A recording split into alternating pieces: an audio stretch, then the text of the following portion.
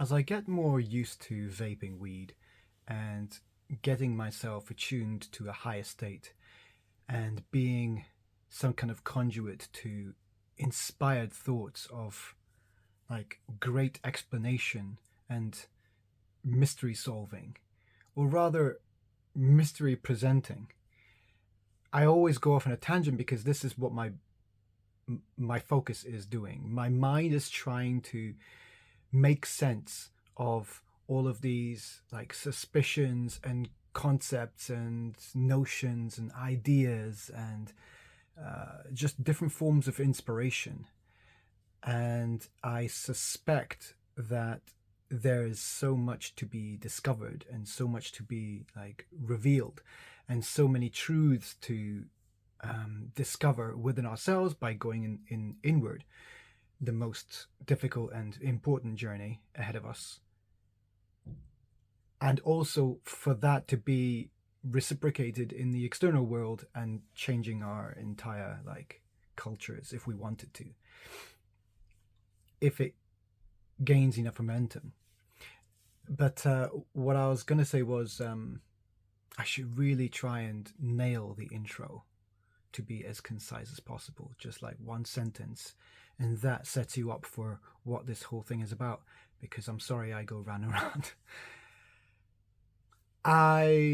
Since I started vaping weed, and I think most of the strains are sativa, I've noticed that my face is looking more haggard. And I know it's not just one thing, it's also sleep and the amount of stress that you're going through, and diet and general like physical well-being and mental well-being. Those are obviously factors for everyone. It's just that it's particularly noticeable when I vape some weed, and if I feel that my body is feeling like charged, that I'm really creatively inspired, I think that might be more towards the THC, the psychoactive, the ideas generating high, because I don't know if I've had too much of the what's the other one, indica. I don't know. I think I'll have to order some of that specifically and test if that has a similar kind of high where I'm able to still access inspiration and still have all these like glimpses into a much greater picture that allows my brain to still, my mind to still like problem solve and decrypt and translate, which is this whole process of resource, the whole story of resource, and these concepts of different aspects of myself. Let's put it that way, first person. So the aspects, the six aspects that I've created because I like the pattern of triangle being the first three-dimensional, not three-dimensional, but I'm saying like 3-point shape, because if it's 2 points it's just a line. So triangle, I guess, two-dimensional, and then double that to make it six, because I feel like there's more to us than just the ego, the will, and, well, grace, if we're using names. So ego, grace, and will are the three names of like the prime aspects of myself. And I've given ego and more grace and will like human names, because it helps me characterize them and it helps me discover and like feel out who they mean to me and how I change when I tune to them. And so it helps me build a character for them.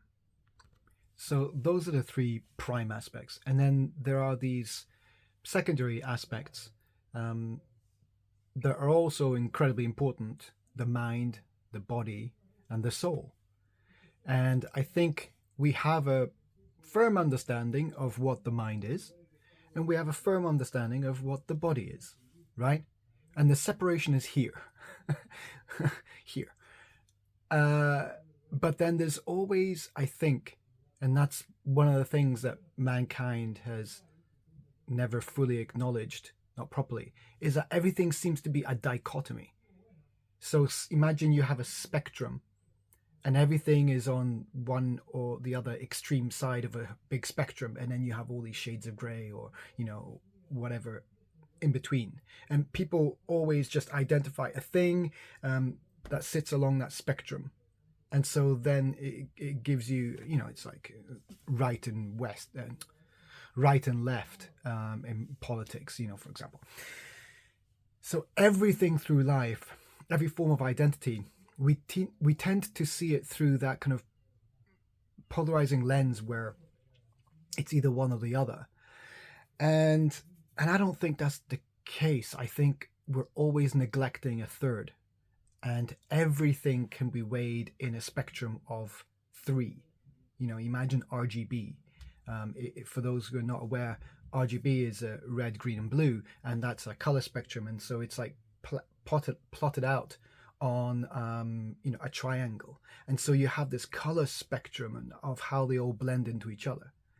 And if it helps to visualize things like that, then good, because I will try to visualize things with colors, associations to the labels, and the labels are these aspects to start off with. 6 aspects. This is all like a visual part of resource because it helps me visualize them in my mind. And so when I use the same names and labels that I'm just kind of making up and slapping on in order to try and tell a story, to try and understand things in my mind, conceptualize them, it's something that we always do. I think we understand things through narrative as much as we also understand things through the sciences and documentation and formula making, so that it can be repeated in a scientific method. So this exploration is not of the mind, where that comes from, that process, in order to fundamentally say whether something is legitimate enough or illegitimate. And so we make that, again, dichotomy with it being true or false. And it's so limiting because if we go through all of our understanding only with the constructs of and processes and systems, tests of our more acknowledged aspects, let's say, of mind, ego, body, if we think that those 3 aspects are just what constitutes us as self, we say, oh, I identify with my mind. I know what that is. It's a brain. It's the organ in my body. I understand that all of these thoughts and conversations that I can have in my head are not of psychosis. They're thoughts, and it comes from the mind. And we go, oh, yeah, I understand that. Same for the body. All the sensations, all the senses, and reactions and like intuitions, physical intuitions and habits and all that stuff, muscle memory, all of that, it's within the body. Great. Well, there's another one, the ego. Okay, so we're becoming a little bit more aware of what the ego means. And so if you really identify these 3 separate aspects, like figuratively, but also, really literally, observe each one of them in action at any given time within your consciousness, within your awareness.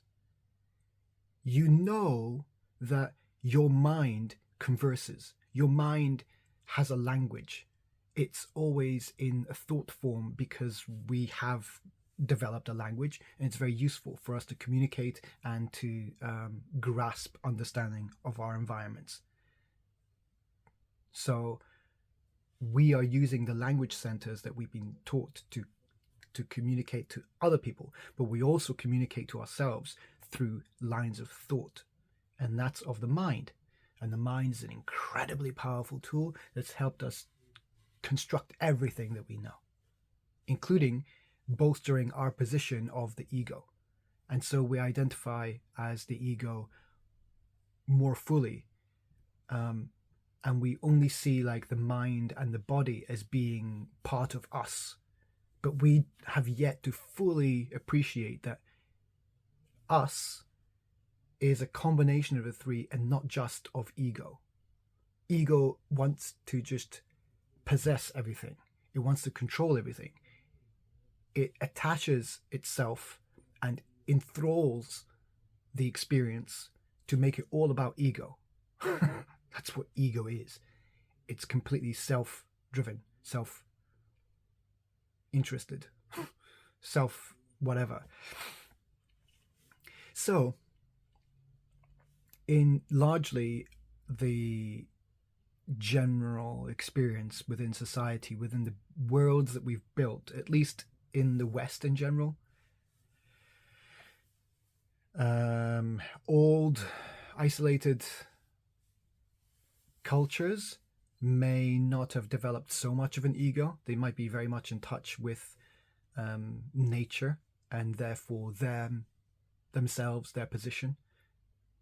It's really curious to watch documentaries about different kinds of people who have not jumped on the first world train of development, because we are developing ourselves, not just our environments. Our environments are a reflection of the world within ourselves. So if our whole being is pretty much dominated around the aspect of ego within ourselves, and then we speculate and go, all right, let's see where this line of thought goes. If this guy here is referring to ego as being just one aspect of myself, and I go, okay, and I have another couple of prime aspects. I have lots of prime aspects, and I have lots of other. I don't really understand. That's fine.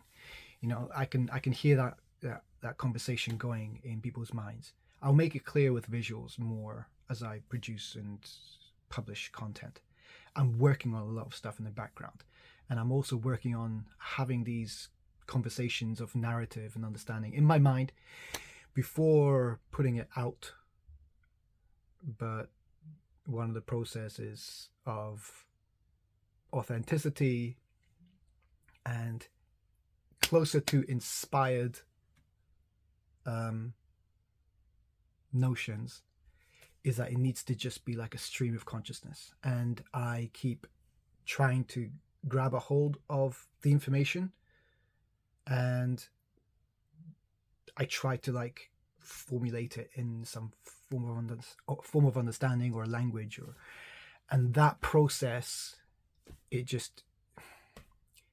that's what makes the inspiration slip away. And then I slip away into a tangent and I go, oh, I had it. I don't have it anymore. And that's part of what makes people jump on that, or jump on that person, that ego, and say, oh, of course you're full of shit. Listen to you. You're crazy. You don't even know what you're talking about. But then the artist, the yellow, the inspired conduit, they somehow know that it's true, or that it's highly likely to be true, because everything in their being resonates with that, and they are much more willing to go into that, knowing that it's completely unknown, and knowing that the way that we've built our whole society is bolstering ourselves to feel like we have strong foundations, and it's grounded on sciences, and it's grounded on logic, and it's grounded on these different tenets of science and academia, right? But those are of aspects of mind and ego. And the aspect of high or grace, this is what I'm tuning into when I vape weed. And I don't know if it's specifically the THC or something mysterious, but it's an exploration that I've been going through. And it's to further identify and acknowledge and let come through this aspect of high. And I can draw lots of similarities of when I'm in a state of high.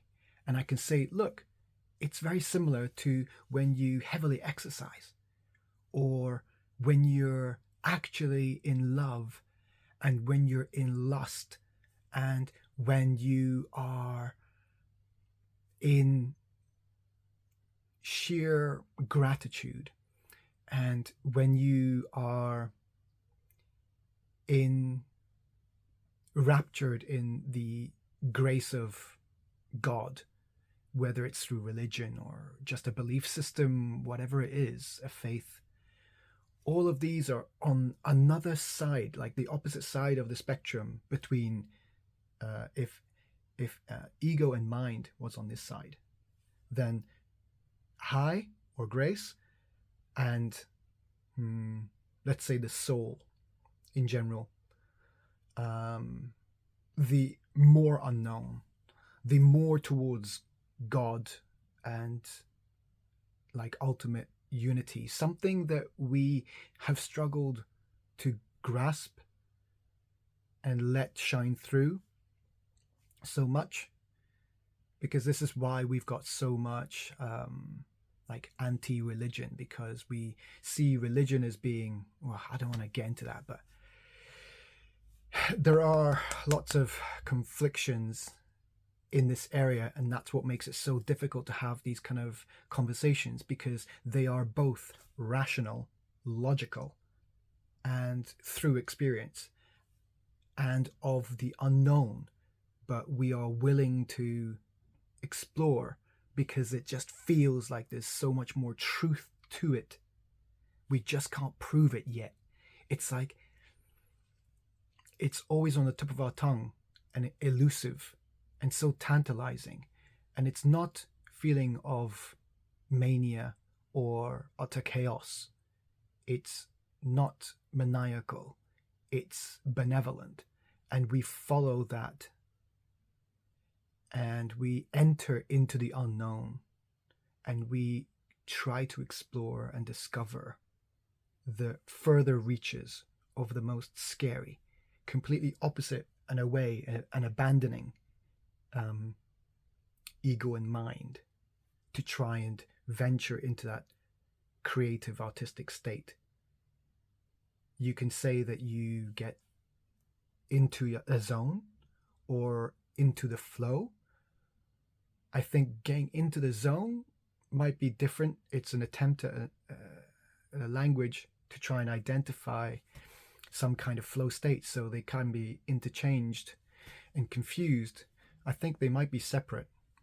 My understanding of the terms hasn't been delved into yet.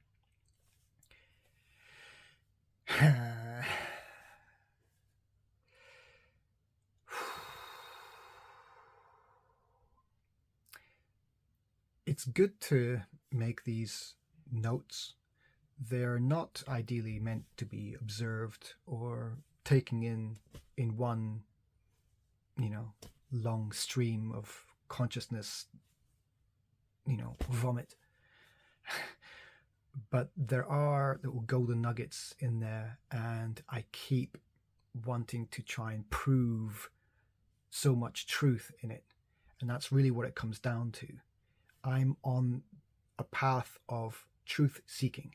And if I seek truths within myself, and I am connecting to the most authentic self, and I find so many benefits from that journey. And then later on, I prove that I'm not just thinking it anymore. I'm actually doing it. And by doing it, I prove that the limitations that I had perceived to myself, I can overcome. And if you follow my journey, you'll be able to see the pieces of the puzzle that just came together. And I'm kind of like part subconsciously, part consciously laying these pieces of the puzzle together in front of me as I step into the unknown.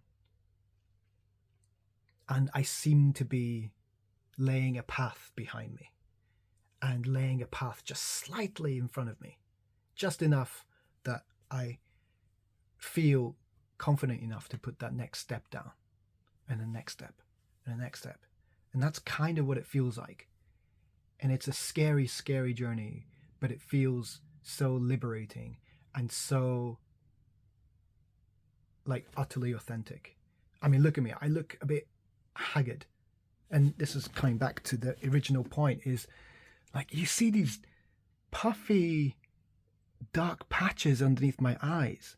This is what started me to think about, is this sativa stuff, is this the thing that's responsible for largely contributing to these bags under my eyes, and I look stressed and I look tired, and yeah, I don't have great sleep in the best of times. But it's particularly noticeable that if I take some, I vape some weed, and I get like, it kind of charges you. And then I start thinking, oh, it's kind of like when you do sports and heavy activity and whatever, when you're in love and these different forms of high, and you go, oh, it's all like it's a higher frequency. And you start talking about that as it's a matter of fact. This is all part of the exploration. So like, allow me, indulge this, because it's just a diary, isn't it? It's all meaningless. It can be under the guise of just a diary. And it is. This is part of my Re.MARK.S diary. But it's also telling the story of resource. It's also Higher Talk podcast. It's also all of these different ideas that are coming through from this experience with vaping weed as a, passably healthy enough form of relationship with a substance, and further understanding of a substance and what it can do for us and what we can do for it, if that's even down the line another perspective. Yeah, so I'm getting these dark patches underneath my eyes and from vaping weed, and I'm concerned. So I'm just wondering, I don't want to stop the weed just because of this, haggard looking thing, but also at the same time, I don't want it to be, because that just looks, it doesn't look bad. It doesn't look good. When people look like that, it's usually perceived to be a sign of that they're not treating themselves very well. And sometimes that is the case for me, I've got to admit, and sometimes it's just I don't care. But if my health is suffering, then I care. But it's most like appearance. I can't be all fully trimmed all the time. This is much longer than I'd prefer it to be, and I haven't quite tidied myself up. But that's part of the point. It's part of the authenticity. It's part of not letting my ego dominate and dictate what I do, what I say, and how I look. And that's all part of the ego dominated experience. And it's furthermore truthful when the thoughts that you have inside your head are always of the ego. It's a conversation of ego speaking to you. You can come up with all sorts of examples, like what Shits and Gigs loves to do, right? They absolutely love to live in the ego because it's so hilarious and so juicy, full of gossip and stuff. But it also at the same time shapes themselves.